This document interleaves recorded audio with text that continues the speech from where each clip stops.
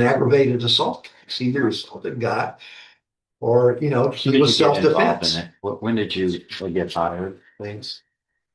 Um, I got paperwork today, and then he was retained May the 24th, maybe 24th, Of what? 2023. Okay, 2 years. 2 years. So 2 full years goes by and now you're filing a motion to withdraw because he hadn't paid you? In a while. I think the last time he paid me was before December. Right. He thinks probably he paid me too much. I don't know. I don't know what the heck he's talking about as far as motions. He wants to talk to the police. He doesn't have the right to talk to the police.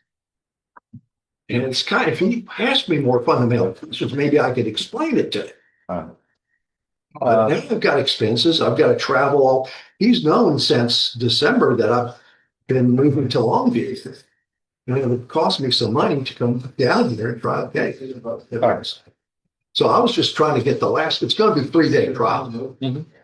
And he needs to at least pay me for the 3 days of my expenses. It's also been my experience that sometimes you end up getting stuck as an attorney. Then it's not a good deal. It happened to me when I was in private practice. You get stuck, and there are legal ways of handling that. But what disturbs me is this has gone 2.5 years, and now I'm looking at I'm being presented with something that is far overdue for trial, and y'all are bickering over a civil contract that isn't being worked out. Well, That's not for the court to resolve. That's not for the court to resolve. You got a problem with him? There's a bar. There are agreements that you can file. I completely agree. If that's what you want to do, you assumed a responsibility to represent it, and that's you can't do 2.5. The lawyer explains he moved to another city, has travel expenses, and hasn't been paid since before December. The judge, however, emphasizes a fundamental obligation. Attorneys cannot simply abandon a case they've handled for years, especially on the eve of trial.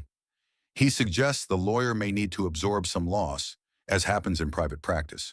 The judge's priority is unmistakable: protecting the defendant's constitutional rights while preventing a 2.5-year-old case from collapsing due to a fee dispute. You can't do 2.5 years, really, and then whatever money has been paid, I don't know. I don't want to get into that, but some money had to have been paid. Yes. And this is overdue for disposition.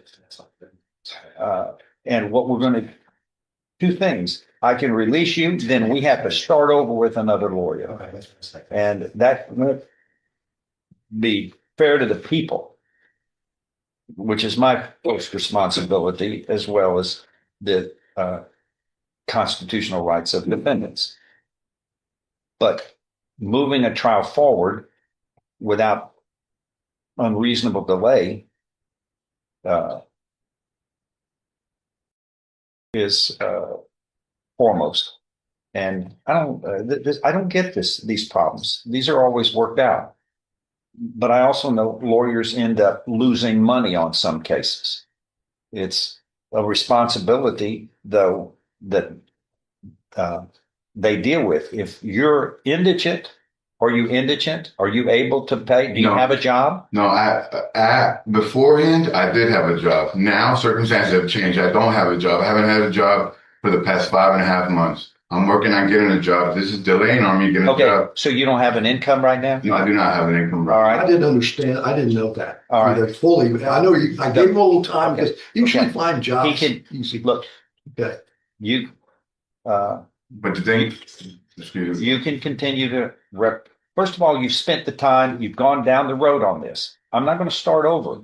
If you come to me later and apply for indigent funds to help you in this case, I'm happy to consider it. Sure. And it doesn't happen often, but it's happened before, and those have been granted. Reasonable fees have been granted, but I want your 2.5 years and yours. Y'all fix this together. Work together. Please, it's in your best interest, in your best interest. Oh, definitely. Once the defendant admits he is unemployed and cannot pay, the judge quickly redirects the conversation toward a practical solution, an indigency application. He explains the court can sometimes authorize funds so counsel can continue, but the attorney must stay on the case for now. The judge emphasizes teamwork, reminding both that their interests actually align and that restarting with a new lawyer would waste time, delay justice, and undermine the rights of everyone involved. Oh, definitely. I didn't know I could apply for. Well, it doesn't happen Right. normally, but there's always an answer to every unique situation that this court over 18 and a half years has had to deal with. But we just don't open the door for the people to pay. Y'all work it out. But if his situation has changed and he's unable to pay, then he needs to fill out an indigent form before he leaves so that can get into the record. If it changes, you have to let me know or else you're in trouble. So you get a job, fine. You take, start accounting for your time that you would ask for reimbursement for while he is indigent. But this moves forward, please. I'm going to be kind about it. I'm demanding I'm ordering it to move forward. Y'all had enough time to prepare, get to the finish line one way or the other, however this is going to be disposed of. Okay.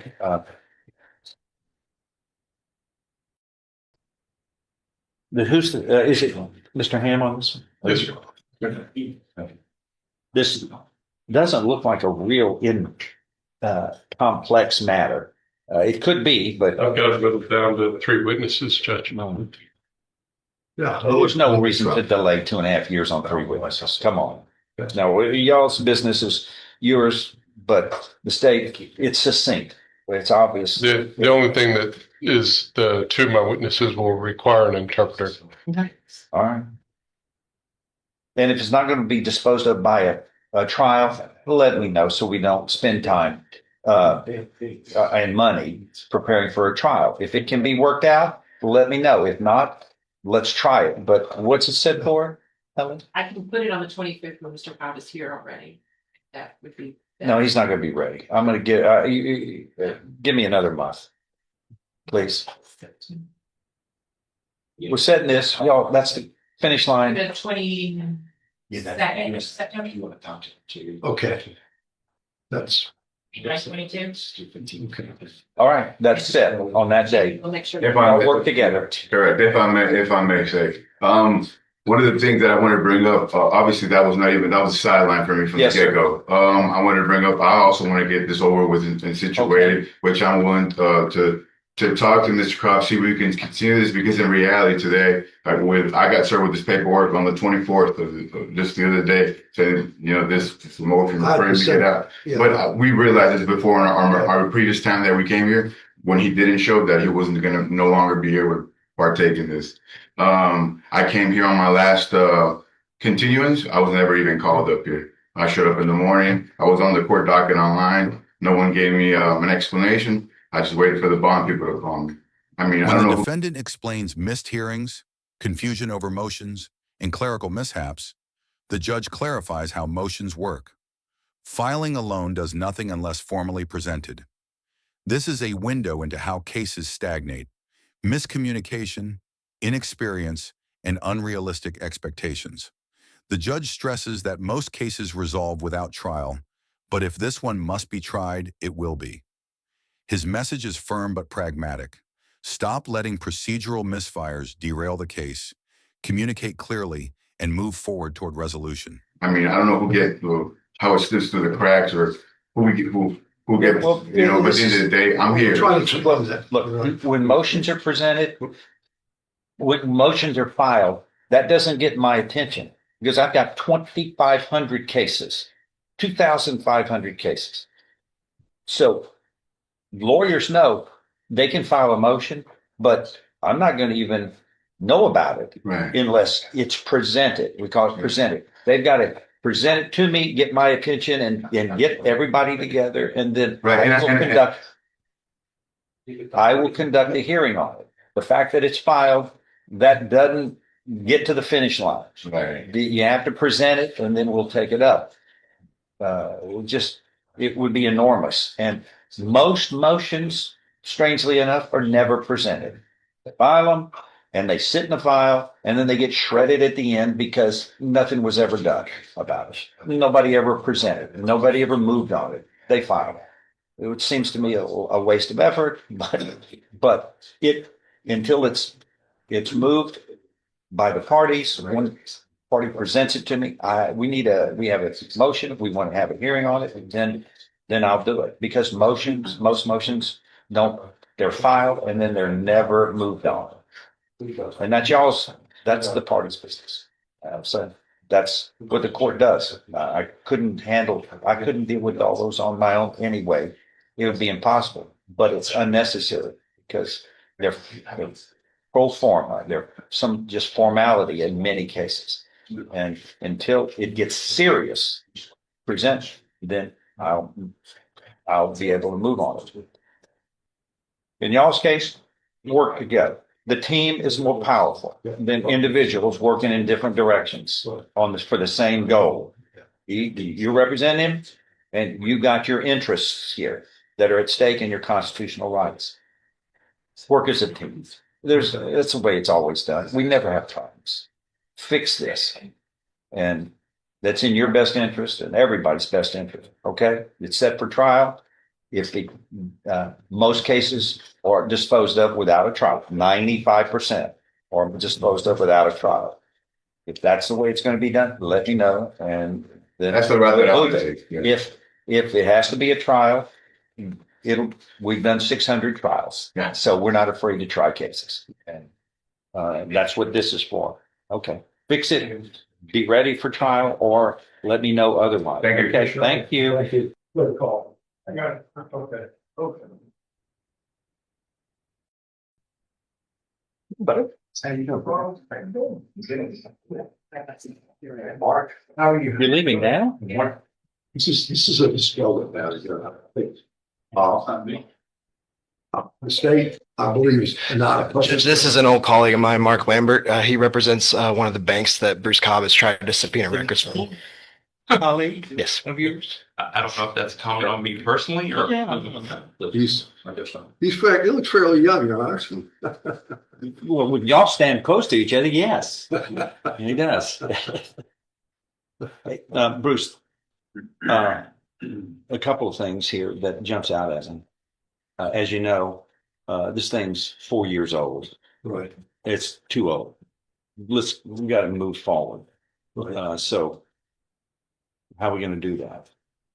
I'd like to get that discovery so I can defend this case. Well, what's okay, so let me respond to that, Judge. If his contention is that he's going to utilize this discovery to defend this case, that is absolutely ludicrous. That it's the amount of loss is not even an issue in the indictment. There is no complainant listed in the indictment. That'll be his next thing he points out, which is that the complainant really recently passed away. So if this discovery is designed to determine the restitution and he wants to resolve this case, then yes, I'm for it. But the amount of loss simply isn't an issue. I've always agreed to a limited version of producing this discovery under the assumption that he was trying to get it to make arguments about what the restitution should be. Well, But if yeah, he- but it's a lot more than that. It absolutely is not, actually. To the fraud is an essential element. Okay, well, how does that amount of loss have anything to do with intent to defraud? One shred of In evidence. this case. Okay, well, But it should be very relevant to the amount of restitution, if it is. which is not something the jury even determines. All right, y'all through? What is it everybody wants? Okay, Judge Mark Lambert, I'm here for Purdue Good Credit Union. I guess I'm the point of contention here. At this point, we've received a subpoena. We've objected to the subpoena for the records that Mr. Cobb are referencing. Under Section 59 of the Finance Code, the only possible way I can produce these records for Mr. Toon, whose records are being sought, is if he is served with notice and has the opportunity to object and signs a waiver. Otherwise, the financial institution can be held responsible for the lease